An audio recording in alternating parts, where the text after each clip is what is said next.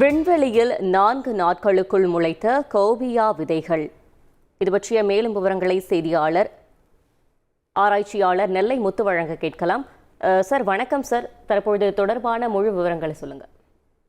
உள்ளபடியே 4 நாட்களுக்கு முன்னால் இந்திய விண்வெளி துறையிலிருந்து அனுப்பப்பட்ட அந்த ஸ்பேடெக்ஸ் என்கின்ற அந்த ஸ்பேஸ் டாக்கிங் எக்ஸ்பெரிமெண்ட் என்பது 2 விண்கலங்களுடைய கூட்டு என்பது விண்வெளியில் எப்படி பொருத்த முடியும் என்பது பற்றிய ஒரு ஆராய்ச்சிக்கு அனுப்பப்பட்ட ஒரு 2 சேட்டலைட் தொகுதிகள். அந்த பரிசோதனையில் ஏறத்தாழ போயம் என்கின்ற பெயர்ல PSLV ஆர்பிட்டல் எக்ஸ்பெரிமெண்ட் மாடியூல் என்கின்ற வகையில அந்த PSLV ஒரு பிளாட்ஃபார்ம் அமைத்திருக்கிறார்கள். அந்த கரை என்பது பசுமை குடில் போன்ற ஒரு கூடு. அதில் பல பரிசோதனைகள் 24 பரிசோதனை இடம்பெறுகின்றன.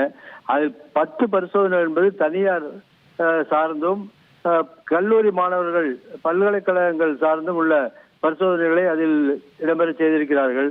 அந்த வகையில் மும்பையில் உள்ள RVCE என்கின்ற ஒரு பொறியியல் கல்லூரியும் அதே போலவே அமிட்டி என்கின்ற ஒரு பல்கலைக்கழகம், இந்த 2 பல்கலைக்கழக மாணவர்கள் நடத்துகின்ற ஒரு நுண் உயிரியல் பரிசோதனை. அது உள்ளபடியே அது வானில் விண்வெளியில் விவசாயம் செய்வது போன்ற ஒரு பயிற்சிக்கான ஒரு தொடக்கம் என்று கூட அதை சொல்லலாம். இத்தகைய விண்வெளியில் விவசாயம் அல்லது பயிர் வளர்ச்சி என்ற பரிசோதனை எல்லாம் ஏறத்தாழ ஒரு 40 ஆண்டுகளுக்கு முன்னால் சல்யூட் என்கின்ற அந்த விண்கலனில் ரஷ்யா போன்ற நாடுகள், உலக நாடுகள் இதை பரிசோதனை செய்திருக்கின்ற சில பயிர்கள் முளைத்தவற்றையெல்லாம் அங்கிருந்து இங்கே பூமிக்கு மனிதர்கள் கொண்டு வந்தும் இருக்கின்றார்கள். ஏனென்றால் விண்வெளியில் இத்தகைய பயிர் வளர்ப்பு என்பது அந்த எடையற்ற, அதாவது நிறை ஈர்ப்பு குறைந்த ஒரு நிலையில் சாதாரணமாக பூமியில் வளர்கின்ற வேர்கள் என்பது பூமியில் தரையை நோக்கி வளரும், தரைக்குள் மண்ணுக்குள் வளரும். ஆனால் இங்கே எடையற்ற நிலையில் சில வேர்கள் என்பது மண்ணுக்கு மேலேயே முளைக்கும் என்ற நிலையில் இருக்கும். ஏனென்றால் அங்கு இடையற்ற நிலையில் இருப்பதனாலேயே. ஆனால் இந்த முறை இந்த பரிசோதனையில் அனுப்பியிருக்கின்ற இந்த ஸ்பைனாக் என்பது ஒரு மஞ்சள் நிற ஒரு கீரை வகை சார்ந்த ஒரு பொருள்.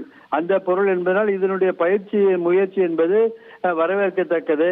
இது எதிர்காலத்தில் குறித்த காலகட்டங்களில் தேவையான சிறிய பயிர்களை எல்லாம் நாம் விண்வெளியிலேயே பயிர் செய்து உபயோகிக்க முடியும் என்பதற்கான ஒரு தொடக்கம். ஆனால் இத்தகைய பயிற்சிகள் என்பது ஏறத்தாழ பல ஆண்டுகளுக்கு முன்னரே நடைபெற்றிருக்கின்றாலும் இந்தியாவை பொறுத்த மட்டில் இது முதல் முறையான ஒரு ஆராய்ச்சி.